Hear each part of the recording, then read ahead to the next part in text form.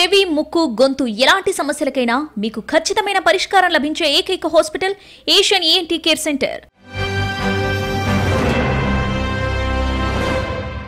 నమస్తే, welcome to 3 TV. AP రాజకీయాల్లో చూస్తే 3 పార్టీలకు కూటమిగా ఏర్పడి అక్కడ ప్రభుత్వం ఏర్పాటు చేయడం జరిగింది. అయితే ఈ కూటమిలో ఆధిపత్య పోరు ఒకటి కొనసాగుతుందని అటు సోషల్ మీడియాలో ఇటు మెయిన్ స్ట్రీమ్ మీడియాలో కూడా కొన్ని వార్తాపత్రికలు ప్రచురిస్తున్నాయి. అండ్ సోషల్ మీడియాలో కొన్ని అకౌంట్స్లో మనం ఆ వార్తలు చూస్తున్నాము.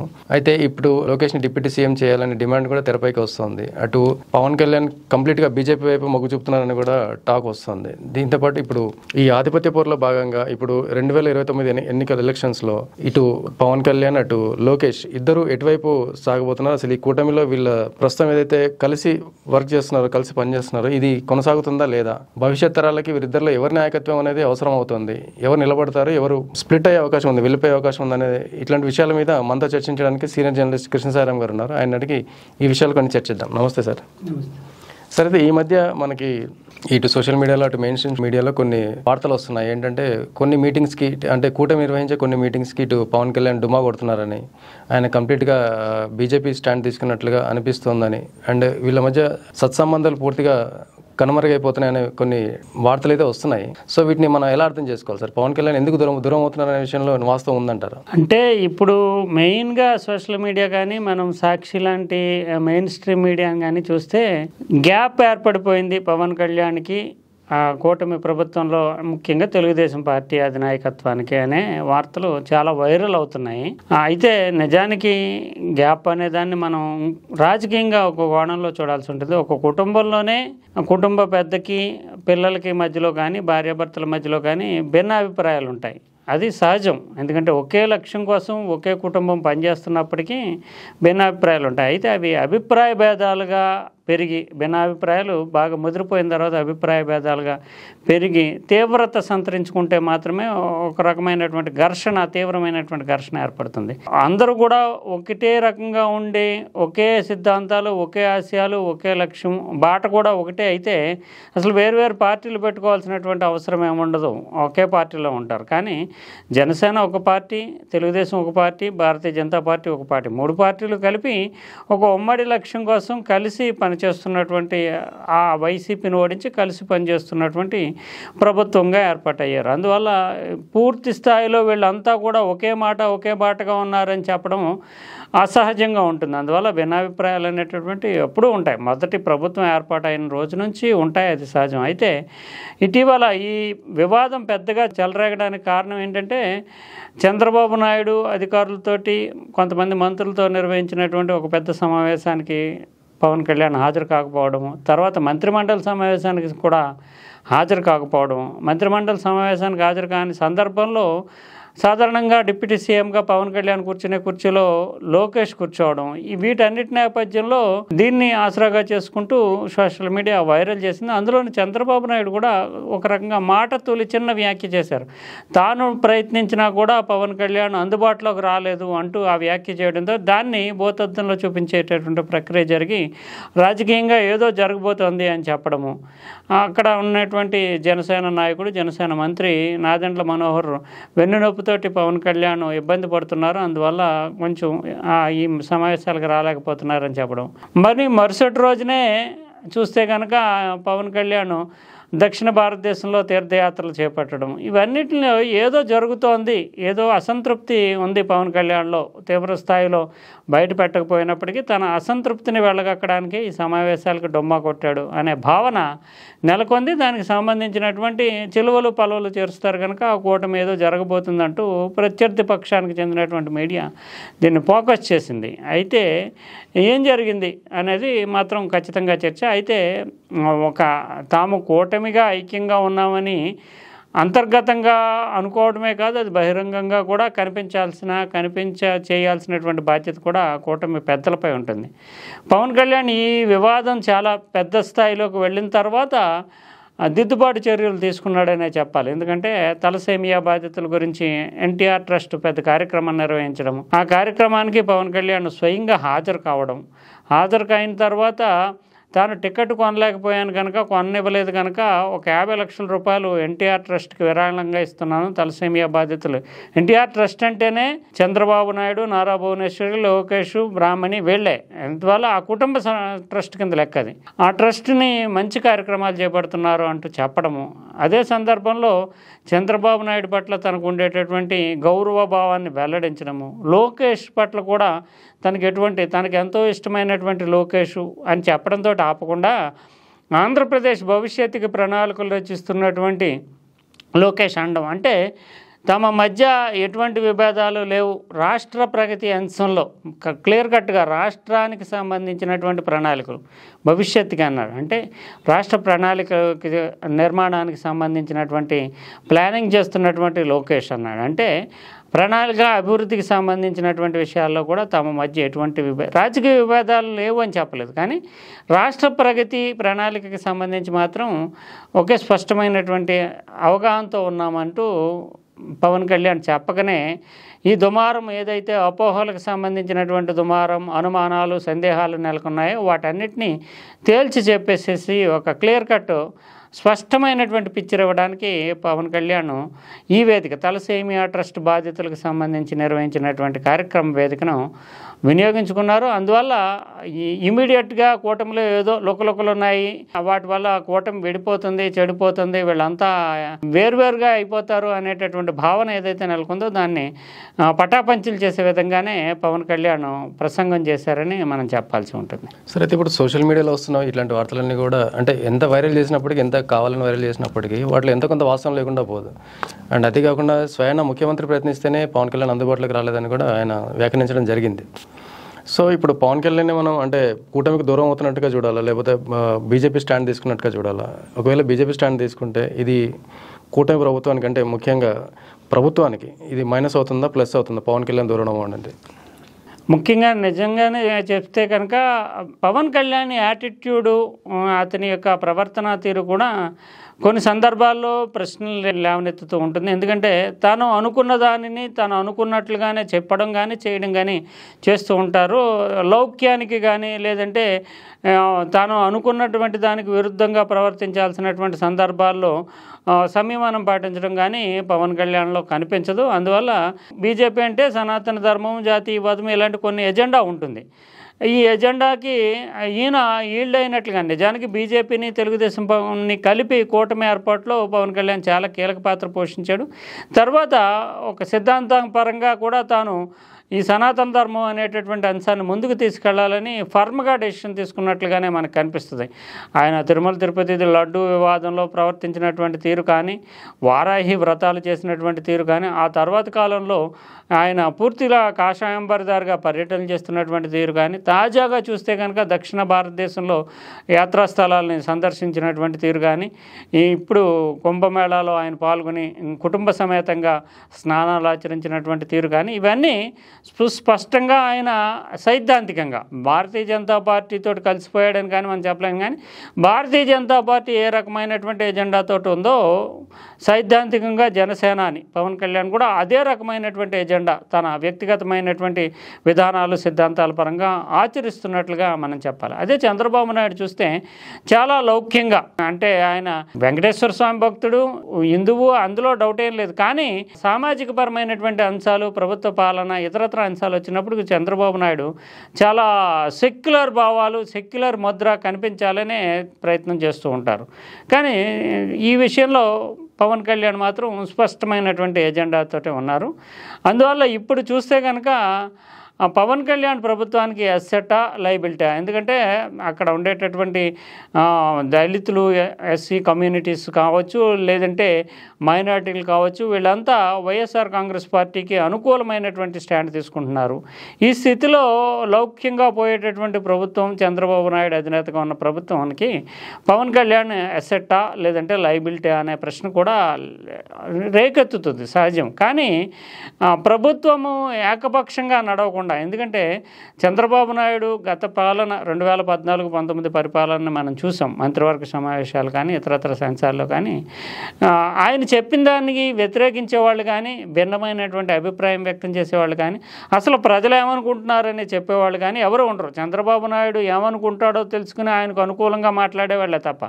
పవన్ కళ్యాణ్కి మాత్రం ఒక ఇండిపెండెన్స్ ఉంది. ఆయన మంత్రివర్గ సమావేశాల్లో పాల్గొన్న తన శాఖకు కావాల్సిన విషయాలు కానీ, మంత్రిమండలి సమిష్టి బాధ్యత కనుక ఇతరత్ర అంశాలు కానీ లేవనెత్తడానికి, స్వేచ్ఛగా అభిప్రాయాలు వ్యక్తం చేయడానికి అవకాశం ఉంది. అందువల్ల ఒక రకంగా చెప్పాలంటే ఆ స్క్రూటిని, ఆ బాధ్యతని, నిఘా, తన అంతర్గత నిఘాకి పవన్ కళ్యాణ్ స్వేచ్ఛగా అభిప్రాయాలు చెప్పడానికి, వ్యతిరేకించడానికి, ఒకవేళ చంద్రబాబు నాయుడు ఏదైనా నిర్ణయం ప్రజలకు సంబంధించి కానీ ఇతరత్ర కానీ తీసుకున్నప్పుడు అది ఉపయోగపడుతుందంటే మిగిలిన మంత్రులు ఎవరు కూడా మాట్లాడరు, పవన్ కళ్యాణ్కి మాట్లాడారు. అందువల్ల ఆ రకంగా చూస్తే ప్రభుత్వం దిద్దుబాటు చేసుకోవడానికి 1-2 సార్లు ఒక నిర్ణయం తీసుకునే ముందు ఆచితూచి అడుగు వేయడానికి పవన్ కళ్యాణ్ ఒక ఎసెట్గా మారుతాడు. అదే సమయంలో లౌకికపరమైనటువంటి సెక్యులర్ ఎజెండానే తమ ప్రభుత్వాందే అని చెప్పుకునేటటువంటి చంద్రబాబు నాయుడికి కొంతమేరకు ఈ బీజేపీ ఎజెండాను ఆచరించేటటువంటి పవన్ కళ్యాణ్ ఆ ఇమేజ్ పరంగా చూస్తే కనుక లయబిలిటీగా ఉంటాడు. కానీ ఓవరాల్గా ఈ కూటమి అంటే బీజేపీతో కలిసినటువంటి కూటమి కట్టి ప్రభుత్వాన్ని ఏర్పాటు చేయడంలోనే ఆ ప్లస్ మైనస్లు, ఓటింగ్ పరంగా ప్లస్ మైనస్లు చంద్రబాబు నాయుడు లెక్కలు గణాంకాలు వేసుకున్న తర్వాతే తాను ఒంటరిగా వెళ్ళినా మైనారిటీ ఓటు, ఎస్సీ ఓటు తనకు పెద్దగా రాదు. బీజేపీతోటి, కేంద్రంలో ఉండేటటువంటి బీజేపీతోటి సామీప్యత లేదంటే సానుకూలత ఉండవు నిధుల పరంగా కానీ ఇతరత్ర అనేక అంశాల్లో కలిసి వస్తుంది కనుక అవన్నీ లెక్కలు వేసుకున్న తర్వాతే ఈ కూటమి ఏర్పాటైంది. అందువల్ల పవన్ ఇండిపెండెంట్గా ఎదగడానికి అక్కడ బీజేపీకి పెద్దగా పాత్ర లేదు కనుక బీజేపీ ఎజెండాతోటి జనసేనను తీర్చిదిద్దుకోవడానికి పవన్ కళ్యాణ్ తన బాట తాను చూసుకుంటున్నాడు. అది ఆ రకంగా చూస్తే కనుక తెలుగుదేశానికి ప్లస్సా మైనస్ అనేది ఓటింగ్ పరంగానే తప్ప ప్రభుత్వానికి మాత్రం అప్రమత్తం చేసేటటువంటి ఒక పార్టీగా ఇండిపెండెంట్ వ్యూ వ్యక్తం చేసేటటువంటి వ్యక్తిగా పవన్ కళ్యాణ్ అసెట్గానే మారుతాడని మనం చెప్పుకోవాలి. సరే, అయితే ఈ మధ్య ఒక కొత్త ఇది కూడా మనకి తెరపైకి వస్తుంది. అదేంటంటే లోకేష్ని డిప్యూటీ సీఎం చేయాలనే డిమాండ్ కూడా తెరపైకి బాగా వచ్చింది ఈ మధ్య. ఒకవేళ అదే నిజమైతే, అంటే అది కాకుండా రీసెంట్గా ఒక సభలో పవన్ కళ్యాణ్ కూర్చోవాల్సిన సీట్లో లోకేష్ కూర్చున్నాడని కూడా ఒక ఇది వచ్చింది. అయితే ఇదే కనుక లోకేష్ కనుక డిప్యూటీ సీఎం అయితే అసలు పవన్ కళ్యాణ్ మళ్ళీ ఈ కూటమిలో ఉండే అవకాశం ఉందా, సపరేట్ అయిపోయే అవకాశం ఉందా? నిజానికి ఆంధ్రజ్యోతి రాధాకృష్ణ దీన్ని పెద్ద వివాదంగా వైరల్ చేశారు. అసలు లోకేష్ని తీర్చిదిద్ది నెక్స్ట్ జనరేషన్కి అందించాల్సినటువంటి బాధ్యత, నాయకుడిగా తయారు చేయాల్సినటువంటి బాధ్యతని చంద్రబాబు నాయుడు పక్కన పెట్టేశారు. అసలు లోకేష్ భవిష్యత్ ఏంటి అంటూ ఒక వివాదాన్ని రేకెత్తించారు. వెంటనే తెలుగుదేశం శ్రేణులన్నీ కూడా మీడియా పరంగా కూడా రాధాకృష్ణ అంటే తెలుగుదేశానికి శ్రేయోభిలాష్ కనుక వెంటనే ఒక ఆయనేమో పార్టీ అధ్యక్ష పదవి ఇవ్వాలని, ఇంకొక ఆయన డిప్యూటీ సీఎం చేయాలని, తెలుగుదేశం పార్టీకి భవిష్యత్ ఇతనే కనుక ఇది చేయాలని రకరకాలైనటువంటి గణాలతో కొంతకాలం వైరల్గా ఈ ఇష్యూ నడిచింది. అయితే ఇది పూర్తి స్థాయిలో తెలుగుదేశం అధిష్టానము ఆమోదం లేకుండానే ఇంత గందరగోళం జరిగిందని చెప్పలేము. కానీ రాజకీయ నాయకులు సాధారణంగా ఒక ఇష్యూని ప్రజల్లో చర్చ పెట్టడం ఏంటంటే టెస్టింగ్ ది వాటర్స్, అంటే ఎలా ఉంది పరిస్థితి అని తెలుసుకోవడానికి కూడా ఊహాగానాల స్థాయిలో దీన్ని బయట పెడుతూ ఉంటారు. కానీ ఇది తీవ్రత దాల్చి కూటమికే ఇబ్బంది. వెంటనే జనసేన వాళ్ళు కూడా అవును ఆయన్ని చెయ్యాలి డిప్యూటీ సీఎంగా, మా నాయకుడు పవన్ కళ్యాణ్ ముఖ్యమంత్రి కావాలంటూ కొత్త డిమాండ్లు లేవనెత్తారు. దీంతో అసలుకే మోసం వస్తుంది. అంటే నిజానికి పవన్ కళ్యాణ్ లోకేష్ని చూస్తే లోకేష్కి ఏం తెలుగుదేశం పార్టీ కీలక నిర్ణయాలన్నీ కూడా ఇప్పుడు లోకేషే తీసుకుంటున్నాడు నియామకాలకు సంబంధించి కన్నా. ముఖ్యంగా ఈయనకి డిప్యూటీ సీఎం అనేటటువంటి పదవి లేదు, కానీ పదవి పరరీత్యా ఐఏఎస్లు ఐపీఎస్ల అపాయింట్మెంట్లు కానీ మంత్రివర్గంలోకి సంబంధించినటువంటి ఎజెండాని ఫిక్స్ చేసేటప్పుడు కానీ అందులోని ముఖ్యంగా కొన్ని శాఖలు అంటే జనసేనకి ఇచ్చినటువంటి శాఖలు, బీజేపీకి ఇచ్చినటువంటి శాఖలు, ముఖ్యంగా పర్యావరణం, గ్రామీణ పంచాయతీరాజ్ వ్యవహారాలు, పౌర సరఫరాలు, టూరిజము, సినిమాటోగ్రఫీ, ఇలా కొన్ని శాఖలు ముఖ్యంగా పంచాయతీరాజ్ లాంటివి పవన్ కళ్యాణ్కి ఇచ్చారు. ఆ శాఖల్లో వేలు పెట్టలేదు ఎవరు లోకేష్. ఆ శాఖలకు సంబంధించినటువంటి సంపూర్ణ నిర్ణయాలు, నియామకాలు, ఎవరు ఉండాలి, ఆ శాఖకి ప్రిన్సిపల్ సెక్రటరీ, ఇవన్నీ కూడా పవన్ కళ్యాణ్ ఆ జనసేనకు సంబంధించినటువంటి నాయకులు తీసుకుంటున్నారు. మిగిలినటువంటి అన్ని శాఖలకు సంబంధించినటువంటి నిర్ణయాలని కూడా లోకేష్ ఇండైరెక్ట్గా పర్యవేక్షణ చేస్తున్నారు. దాన్ని నామాత్రంగా చంద్రబాబు నాయుడు దృష్టిలో పెడుతున్నారు తప్ప మిగిలిన నిర్ణయాలన్నింటిలోని ప్రభుత్వానికి సంబంధించి డిప్యూటీ సీఎం కాకపోయినప్పటికీ మిగిలిన శాఖల్లో పెత్తనం అనేది లోకేష్ చేస్తున్నట్లుగా ప్రభుత్వ వర్గాలు చెప్తున్నాయి. అందుకే హోమ్ మినిస్ట్రీ దారి తప్పింది, హోమ్ మినిస్ట్రీ నిర్ణయాలు తీసుకుంటలేదని ఒకసారి పవన్ కళ్యాణ్ చాలా సీరియస్గా వార్నింగ్ ఇచ్చారు. నేనే చేపట్టాల్సి ఉంటుందని కూడా చాలా, నిజానికి ఈ రోజున జరుగుతున్న ప్రచారం కంటే కూడా ఆ రోజున చాలా సీరియస్గా కామెంట్ చేశారు. తర్వాత హోమ్ మినిస్టర్ పవన్ కళ్యాణ్ కలిసి వివరణ ఇచ్చుకోవడము ఇవన్నీ జరిగినాయి. అందువల్ల పవన్ కళ్యాణ్కి ఆ శాఖలు తప్ప మిగిలినటువంటి దాంట్లో ప్రభుత్వ వర్గాలు గౌరవాన్ని ఇస్తున్నాయి తప్ప నిర్ణయాల పరంగా చూస్తే తెలుగుదేశం ప్రభుత్వంలో మొత్తం వ్యవహారంలో తెలుగుదేశం కూటమిలో మిగిలిన శాఖలన్నింటి మీద కానీ తెలుగుదేశం పార్టీ మీద కానీ ఇప్పటికే లోకేష్ ఆధిక్యాన్ని పెత్తనాన్ని సాధించాడనే చెప్పాలి. అందులోని చంద్రబాబు నాయుడికి ఎవరు వారసుడంటే కానీ తెలుగుదేశానికి ఎవరు వారసుడంటే కానీ ఏమి ప్రశ్నలే వెళ్ళలేవు. లోకేష్ అనేది ఎస్టాబ్లిష్ అయిపోయింది. ఇప్పుడు డిప్యూటీ సీఎం అనేటటువంటి పదవిని ఇవ్వడం వల్ల రెండో అధికార కేంద్రం అంటే ఇక్కడ చంద్రబాబు నాయుడు తర్వాత పవన్ కళ్యాణ్ అనేది అధికార రీత్యా చూస్తే కనిపిస్తుంది.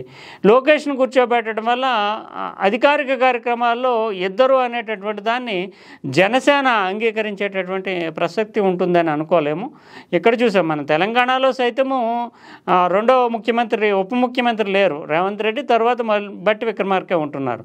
అటువంటి పరిస్థితుల్లో స్వతంత్రమైనటువంటి ఒక పార్టీ జనసేన ఇండిపెండెంట్గా ఉండి ఒక కరిష్మా కలిగినటువంటి లీడర్ ఉన్నటువంటి పరిస్థితుల్లో చంద్రబాబు నాయుడుకు ఉండే సీనియారిటీ దృష్ట్యా ఆయన వెనకాల రెండో స్థానంలో ఉండడానికి పవన్ కళ్యాణ్ అంగీకరిస్తాడు తప్ప లోకేష్ ఒక రకంగా జూనియర్ అయినప్పటికీ పార్టీకి తెలుగుదేశానికి వారసుడు అయినా అధికారికంగా మాత్రము లోకేష్ పక్కన సమస్థాయిలో కూర్చోవడానికి పవన్ కళ్యాణ్ అంగీకరిస్తాడని మనం అనుకోలేం. అంటే సైకలాజికల్గా కానీ ఒకవేళ పవన్ కళ్యాణ్ రాజీ పడదామనుకున్నా కూడా జనసేన వర్గాలు జనసేనకు ఉండేటటువంటి సామాజికమైనటువంటి బేస్ ఏదైతే ఉందో వాళ్ళు అంగీకరించేటటువంటి పరిస్థితి ఉండదు. అందులోని పవన్ కళ్యాణ్ భవిష్యత్తులో ముఖ్యమంత్రి కావాలి, ఏ నాయకుడైనా ముఖ్యమంత్రి కావాలనుకుంటాడు. అందువల్ల ఇప్పుడు అంతటి రిస్క్ చేసి ఆ సాహసము తెలుగుదేశం చేస్తుందని అనుకోలేము. సహజంగా జరగాల్సినటువంటి ప్రక్రియలో భాగంగా లోకేష్ తెలుగుదేశం కూటమికి తెలుగుదేశానికి నాయకుడు అవుతాడు తప్ప ఇప్పటికిప్పుడు ప్రత్యామ్నాయ శక్తిగా పవన్ కళ్యాణ్కి సమవుజ్జిగా కూటమిలోనే మరో అధికార కేంద్రంగా పెట్టేటటువంటి పరిస్థితి అయితే ఉండదని అనుకుంటున్నాం. అందువల్ల ఈ రిస్క్ని తీసుకోదు. ఎందుకంటే ఇప్పటికే డిప్యూటీ సీఎం చేయాలని తెలుగుదేశం వర్గాల నుంచి ప్రచారం జరగడము, దాన్ని చంద్రబాబు నాయుడే ఇది పెరిగి పెద్దదైతే కనుక జనసేన నుంచి కొత్తగా ముఖ్యమంత్రి మావాడు కావాలని డిమాండ్లు రావడం, ఈ నేపథ్యంలో ఈ పరిస్థితి రాజకీయంగా ఇబ్బందికరమని గ్రహించే చంద్రబాబు నాయుడే స్వయంగా ఎవరు మాట్లాడొద్దు పదవులకు సంబంధించి కానీ డిప్యూటీ సీఎం డిమాండ్లకు సంబంధించి కానీ వార్నింగ్ ఇవ్వాల్సిన పరిస్థితి ఏర్పడింది. అది ఒక సంకేతం. ఎందుకంటే ఈ కూటమి ఏర్పాటు ఇలాగే ముందుకెళ్ళాలి 2029 దాకా అనేటటువంటి భావంతో చంద్రబాబు నాయుడు ఆ క్లారిఫికేషన్ ఇచ్చాడని మనం చెప్పుకోవాల్సి ఉంటుంది. సరే, అయితే ఇప్పుడు మీరు చెప్పిన ఎన్నో సంఘటనలు అండ్ ఈ పరిణామాలు చూస్తూ ఉంటే ఈ కూటమిలో అంతర్యుద్ధం అయితే మొదలైంది, జరుగుతుంది, అభిప్రాయ భేదాలు వచ్చాయనే విషయం తెలుస్తుంది. అయితే ఇది 2029 ఎలక్షన్లకి ఇది ఎటు దారి తీస్తుంది? అటు అంటే జనాలు ఎటు అంటే ఇప్పుడు జనసేనలో ఆటోమేటిక్గా పవన్ కళ్యాణ్ ముఖ్యమంత్రి కావాలనే కోరిక బలంగా వినిపిస్తుంది. అట్ ద సేమ్ టైం టీడీపీలో డిప్యూటీ సీఎంగా లొకేషన్ చూడాలని కూడా వాళ్ళు అనుకుంటున్నారు. అయితే ఇది 2029 ఎలక్షన్స్కి వీళ్ళిద్దరు నాయకత్వంలో ఎవరి నాయకత్వాన్ని ప్రజలు కోరుకునే అవకాశం ఉంది అండ్ ఎవరి స్ట్రాటజీ ఎలా ఉండబోతున్నాయి? 2029 వరకు అంటే ఇప్పుడు చంద్రబాబు నాయుడు యొక్క ఆరోగ్యరీత్యా ఇతరత్ర చూస్తే చాలా యాక్టివ్గా ఉన్నారు. 2029 ఎన్నికల్లోకి అంటే జనరేషన్ షిఫ్ట్ జరుగుతుందా లేదా అనేటటువంటిది ఒక ప్రశ్న. నిజానికి పవన్ కళ్యాణ్ చాలా వ్యూహాత్మకంగా ఎవరు ఊహించినంతటి స్ట్రాటజీస్ తోటి ముందుకెళ్తున్నారు. ఒకవైపు కేంద్ర నాయకత్వంతో బీజేపీతోటి తెలుగుదేశం కంటే కూడా నిజానికి అంత సీనియర్ చంద్రబాబు నాయుడు ఉన్నారు, లోకేష్ యువనాయకుడు ఉన్నాడు, వీళ్ళందరికంటే కూడా బీజేపీ అగ్రనాయకత్వంతో పవన్ కళ్యాణ్కు ఉండేటటువంటి అనుబంధం చాలా బలమైంది. నిజానికి వీళ్ళెవరికి తెలుగుదేశానికి కూడా అంత బలమైనటువంటి అనుబంధం కేంద్ర నాయకత్వంతో లేదు. అదే సమయంలో బీజేపీకి ఒక ఐకానిక్ ఐడియాలజికల్ ఫిగర్గా పవన్ కళ్యాణ్ రూపుదాల్చాడు. దక్షిణ భారతదేశంలో అంతా కూడా ప్రచారం చేయడానికి అవసరమైనటువంటి అంతటి సామగ్రి ఈయన దగ్గర ఉంది. ఎందుకంటే కర్ణాటకలో ఈయన ఫాలోవర్స్ ఉన్నారు, తమిళనాడులో ఫాలోవర్స్ ఉన్నారు, ఒడిస్సాలో ఫాలోవర్స్ ఉన్నారు, తెలంగాణలో ఫాలోవర్స్ ఉన్నారు. కేవలం ఆంధ్రప్రదేశ్కి మాత్రమే పవన్ కళ్యాణ్ని పరిమితం చేయదు. బీజేపీ భవిష్యత్తులో కూటమిలో భాగస్వామి కనుక ఆయన్ని ఒక స్టార్ క్యాంపెయినర్గా ఇతర చోట్ల వాడుకునే అవకాశం ఉంది. అది చంద్రబాబు నాయుడుకి లోకేష్కి లేనటువంటి, చంద్రబాబు నాయుడు మా అయితే ప్రచారం చేస్తే తెలంగాణలో ప్రచారం చేయగలుగుతారు, ఎందుకంటే ఆ పార్టీకి బలమైన పునాది ఉంది కనుక. కర్ణాటకలో కానీ తమిళనాడులో కానీ ఒడిశాలో కానీ చంద్రబాబు నాయుడు ప్రచారానికి కానీ లోకేష్ ప్రచారానికి కానీ లభించేటటువంటి ఆదరణ చాలా తక్కువగా పరిమితంగా ఉంటుంది. అదే పవన్ కళ్యాణ్కి లభించేటటువంటి ఆదరణ చాలా ఎక్కువగా ఉంటుంది. అందువల్ల బీజేపీ ఐడియాలజీని తీసుకోవడమే కాకుండా బీజేపీకి స్టార్ క్యాంపెయినర్గా కూడా ఎన్డీఏ భాగస్వామిగా తన ఇండిపెండెంట్ ఐడెంటిటీ జనసేనను కోల్పోకుండానే ఉంటుంది. అదే సమయంలో రాష్ట్ర వ్యాప్తంగా ఉండేటటువంటి మెజారిటీ వర్గ ప్రజల్ని ఆకట్టుకునే రీతిలో తన ఎజెండాని కొంచెం మార్చుకున్నారు. తను ఒక హిందూ ఐకానిక్ ఫిగర్గా సనాతన ధర్మం అనేటటువంటి ఒక ప్రత్యేకమైనటువంటి ఫిలసాఫికల్ బేస్ని నిర్మించుకుంటూ పార్టీని విస్తరిస్తున్నారు. ఎందుకంటే సామాజిక వర్గ బేస్ ఒకటి సరిపోదు. సామాజిక వర్గ బేసు నిజానికి పవన్ కళ్యాణ్కి బలంగా పునాదిగా ఉంది, కానీ అది కొన్ని జిల్లాలకి, అంటే ఈస్ట్ వెస్ట్ లేదంటే కృష్ణా గుంటూరు కొంతమేరకు, ఈస్ట్ వెస్ట్లో బలంగా ఉంటుంది, కృష్ణా గుంటూరులో కొంతమేరకు ఉంటుంది, ఉత్తరాంధ్రలో పేరు మారిన కొంతమేరకు అది పరిమితమైనటువంటి ప్రభావం, చిత్తూరు వంటి చోట్ల అంటే తిరుపతి అటువంటి చోట్ల కొంత పరిమితమైనటువంటి ప్రభావం మాత్రమే సామాజిక బేస్కుంది, అంటే క్యాస్ట్ పరమైనటువంటి బేస్కుంది. కానీ అదే హిందూ ఎజెండా, సనాతన ధర్మం ఎజెండా పెట్టుకుంటే కనుక ఆ బేస్ పెరిగిపోతుంది. బీజేపీకి అంతటి బేస్ లేదు ఆ ఎజెండాను పట్టుకున్నప్పటికీ, పవన్ కళ్యాణ్కి ఉంది. అందువల్ల ఆ ఎజెండాను తీసుకోవడంలోని పార్టీని తెలియకుండానే ఇటు తెలుగుదేశం కూటమిలో భాగస్వామిగా ఉంటూనే పంచాయతీరాజ్ అంటే 60%, 65% మంది ప్రజలకి పంచాయతీరాజ్ గ్రామాలే అక్కడ. అందువల్ల ఆ పంచాయతీరాజ్ లాంటి శాఖను తీసుకోవడము, పౌర సరఫరాల శాఖను తీసుకోవడం, వీటి ద్వారా ఆ పార్టీ నిర్మాణాన్ని పెంచుకుంటూ తన ఇండిపెండెంట్ ఐడెంటిటీని కాపాడుకుంటూ విస్తరించుకుంటూ ఎజెండా పరంగా కానీ ఫిలసాఫికల్ థాట్ పరంగా కానీ వ్యూహాత్మకంగా ముందుకు వెళ్తున్నాడు. అందువల్ల పవన్ కళ్యాణ్ని చాలా తక్కువగా అంచనా వేయడానికి ఏమీ వీల్లేదు. అందువల్ల 2029 నాటికి ఒకవేళ ఈ కూటమి కలిసి ఉన్నప్పటికీ కూడా ముఖ్యమంత్రి రేసులో ఉండేటటువంటి స్థాయికి పవన్ కళ్యాణ్ తనను తాను తీర్చిదిద్దుకునే అవకాశం ఉంది. అందులోని కూటమిలో ప్రధానమైనటువంటి పార్టీ అయినటువంటి బీజేపీ కూడా దాన్ని సపోర్ట్ చేసేటటువంటి అవకాశం ఉంటుంది. అప్పటికి చంద్రబాబు నాయుడు 80వ పడికి దగ్గరకు వచ్చేస్తాడు కనుక రాజకీయంగా ఆయన ఎలా ఉంటాడు అనేది మనం చెప్పలేము. లోకేష్కి ఇంకా ఫ్యూచర్ చాలా ఉంటుంది కనుక ఇమ్మీడియట్ ఫ్యూచర్లో అంటే 2029 ఎన్నికలకు వెళ్ళినప్పుడు నాకు తెలిసి చంద్రబాబు నాయుడు నాయకత్వంలోనే వెళ్తున్నప్పటికీ ఆ తర్వాత పరిణామాల్లో లోకేష్ పవన్ కళ్యాణ్ ఇద్దరు సీఎం సీటుకి పోటీ పడితే కనుక పవన్ కళ్యాణ్ వైపే నిజానికి సంఖ్య ఎలా ఉన్నప్పటికీ పవన్ కళ్యాణ్ ఇప్పట్లాగా 21, 22 స్థానాలతోటి రాజీపడి పోటీ చేస్తాడని కూడా అనుకోలేము. ఆయన దాదాపు 60-70 స్థానాల వరకు కూడా ఈసారి జనసేనకి అడిగేటటువంటి సూచనలు కూడా కనిపిస్తున్నాయి. మరోవైపు బీజేపీ మద్దతు, సెంట్రల్ గవర్నమెంట్, సెంట్రల్ లీడర్షిప్ మద్దతు కూడా ఈయనకు ఉంటుంది కనుక 2029 ఎన్నికల్లో చంద్రబాబు నాయకత్వంలోనే వెళతారు. కానీ ఆ తర్వాత జనరేషన్ షిఫ్ట్లో మాత్రం ఖచ్చితంగా లోకేష్ కంటే కూడా పవన్ కళ్యాణ్దే పైచేయేటటువంటి సూచనలు అయితే స్పష్టంగా కనిపిస్తున్నాయి. Thank you sir.